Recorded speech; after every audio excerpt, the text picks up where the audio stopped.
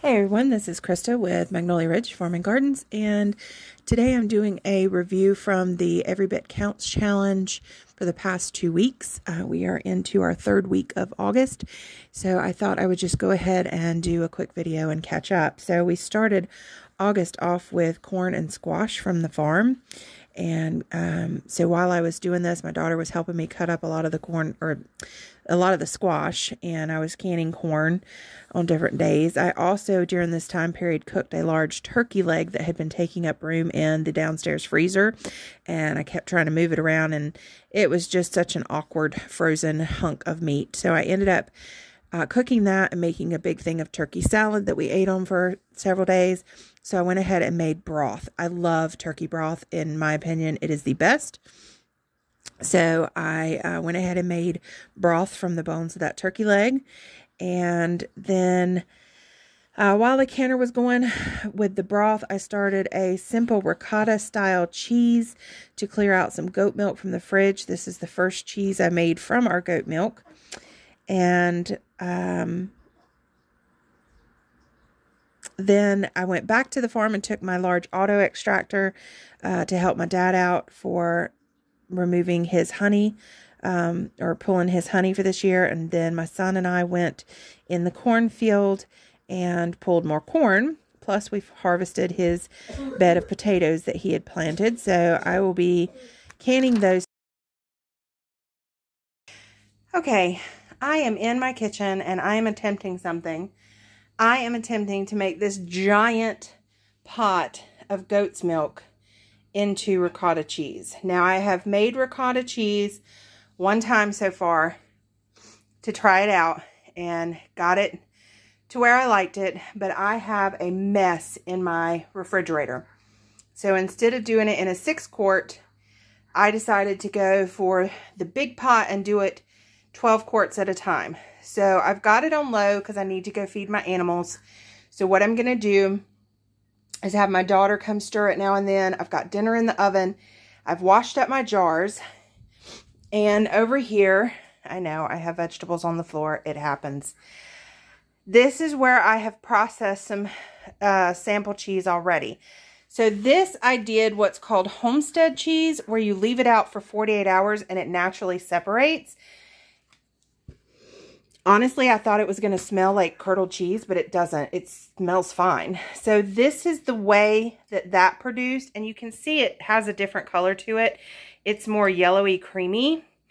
And then this is the way that was left over from when I did the ricotta with the vinegar. So this has more of a greenish tint to it, which is hard to see in this lighting, but maybe you can tell the difference. So what I've done is I've gone ahead and put it in clean jars and marked it with V's and N. So I'm going to put that in the refrigerator because I'm going to need some whey to make the, I think it's the chev or the mozzarella. I can't remember. But one of the other cheeses I'm going to try, I need whey. So I'm going to keep these so that I don't have to buy kefir.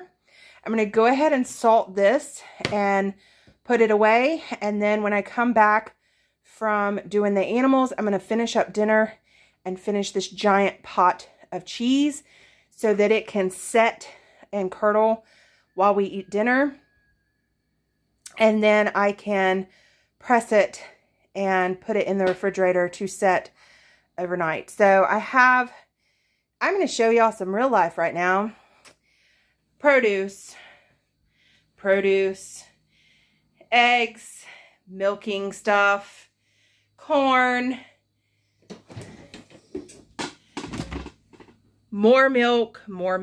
There's more milk all behind this butter, and tons of corn that needs to be cut off and canned. Like, we are in a canner, some dishes. I mean, we are in full roll here on the homestead. So it is what it is, and I'll be back to show you the rest of this.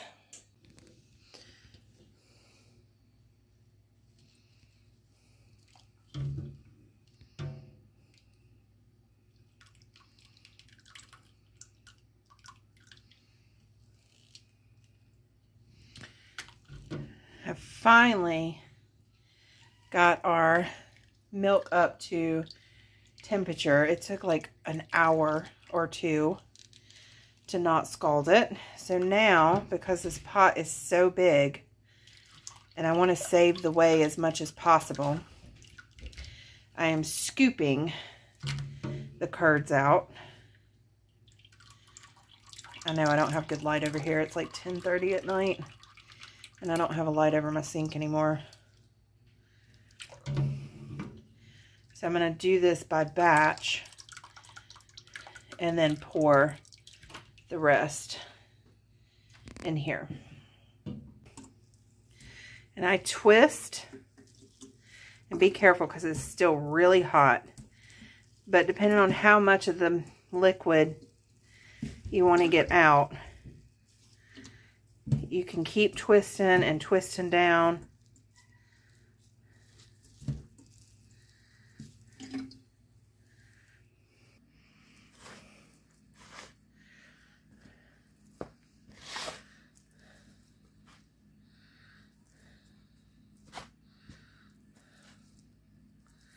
Can't do this one-handed. There we go. And now we'll do another batch.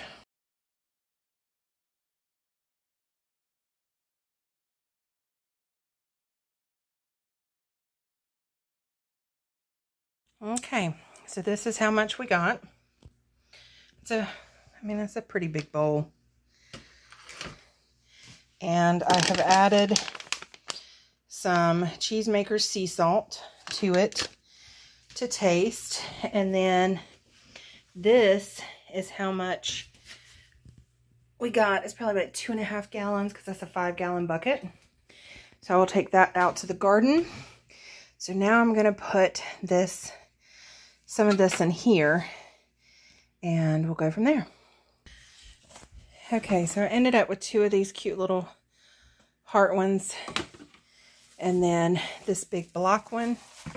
And I'm just going to nestle it down into what's left in the bottom of this, so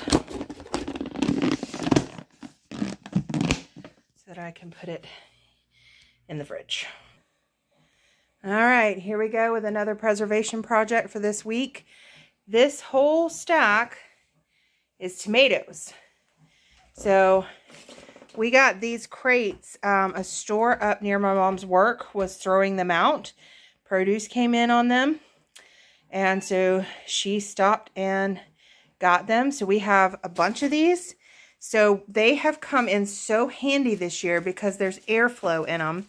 And this is how, produce places ship to the stores. So we have been putting our tomatoes in there at Dad's house because he's having to pick them a little bit on the green side because he's got some pests that are eating the tomatoes, and they'll just take a bite out of them and then go to the next one. So anyway, we have these 4 here, and then this one here. This one's a little bit of a different size, so it didn't stack, and it actually has more tomatoes in it. So I am starting this process of cleaning them and coring them, and then I'm going to get as many as I can in this large roaster oven. I may break out the other large crock pot and get it going as well. And I also have, this is my whey that was left over from making cheese, so it's going out to the garden.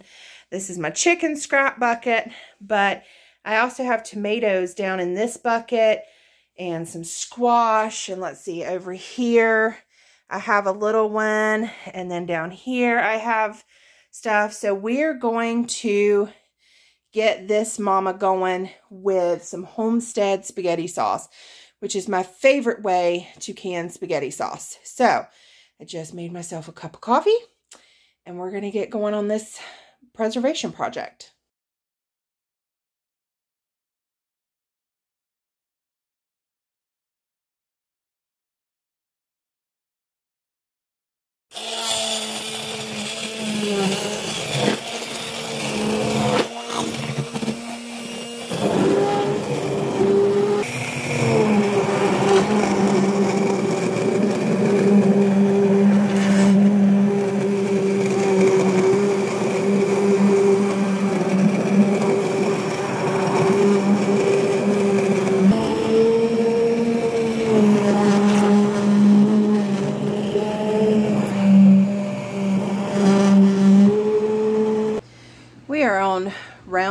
2 of Homestead tomato sauce today, and both these canners are full. The pressure canner is done, and I'm breaking in my new water bath canner that I got for Christmas with an additional 6 quarts.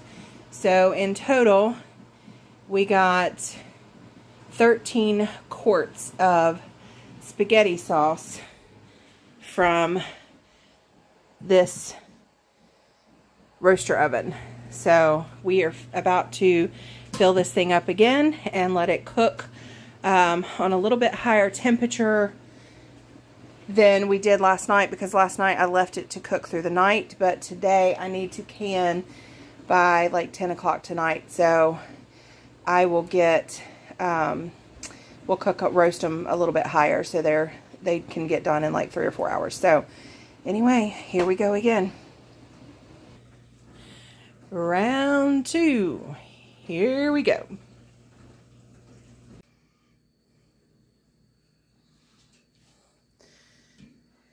Round 2.